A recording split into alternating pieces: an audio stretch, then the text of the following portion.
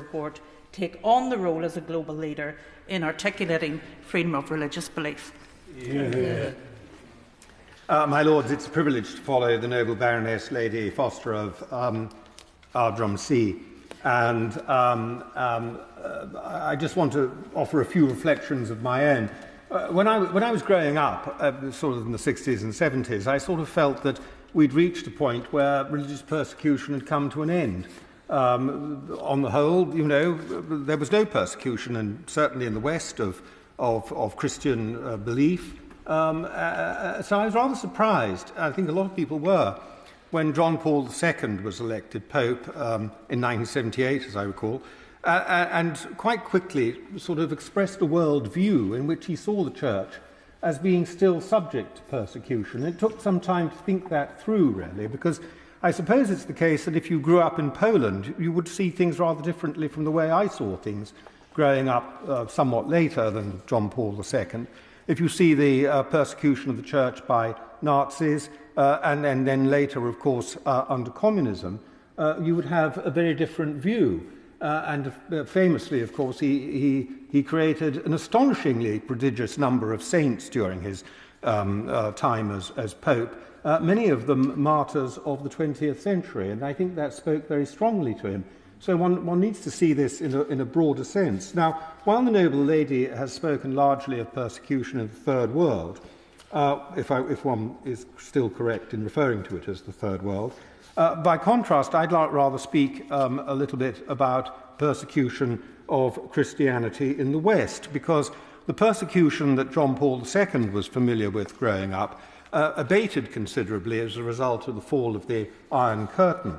But it doesn't mean it's gone away. In fact, it's present in Europe in a new and virulent form, and has spread west. So that what we see now is a very large number of attacks on churches in Western Europe, prodigiously in France in particular, but also in Germany and in Spain. We've even seen priests murdered in their churches in France and in Spain in the last few years. 852 hate crimes were identified in Europe in 2022 by the Vienna-based Observatory on Intolerance and Discrimination against Christians.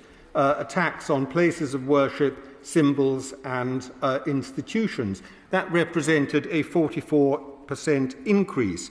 Arson attacks against churches were up by 75% in 2022. Again, in Europe, this was.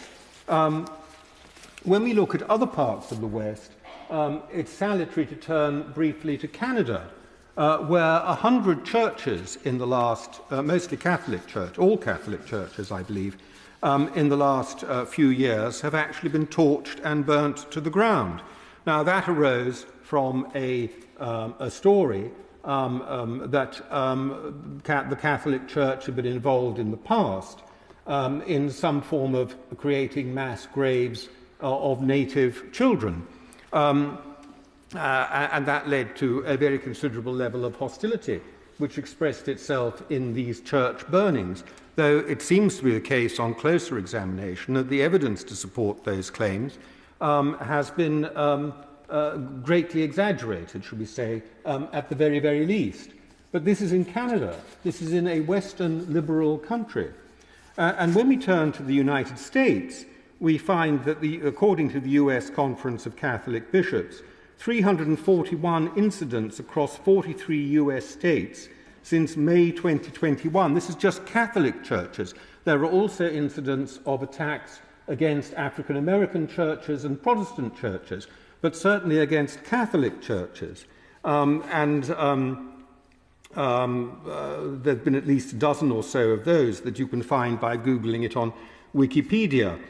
It's quite curious in the way we think about these things that when I typed into Google, looking for some of this evidence, I typed in the words church attacks USA, I got back something that said, "Did you mean church attacks us?" Which sort of made the assumption that actually it was the church doing the attacks on us rather than the churches being attacked in the USA. I thought that showed a certain form of bias. Now, it's important to think where these attacks are coming from.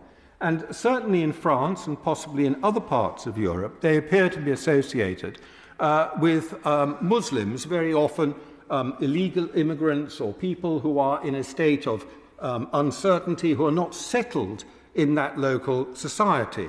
And that seems to be the case there. In Canada, as I say, they appear to be associated with stories about mass graves of native children. But in the United States, I touch on a sensitive point here perhaps, in the United States they appear to be correlated with arguments about abortion and seem to be coming from what might be called a certain strand of liberalism that is attacking the churches. And that's one of the things that concerns me very greatly, because that is something relatively new and is a matter of very considerable concern. Now, we have been free of that, but what starts in America ends up here. Indeed, as an aside, I might say that apart from Brexit, I can hardly think of a single original idea that we have produced in Britain that we haven't imported from the United States in the last 30 years. I hope it won't happen here, but we need to be wary, because these culture war issues have clearly generated attacks in the United States, and this could come in this direction.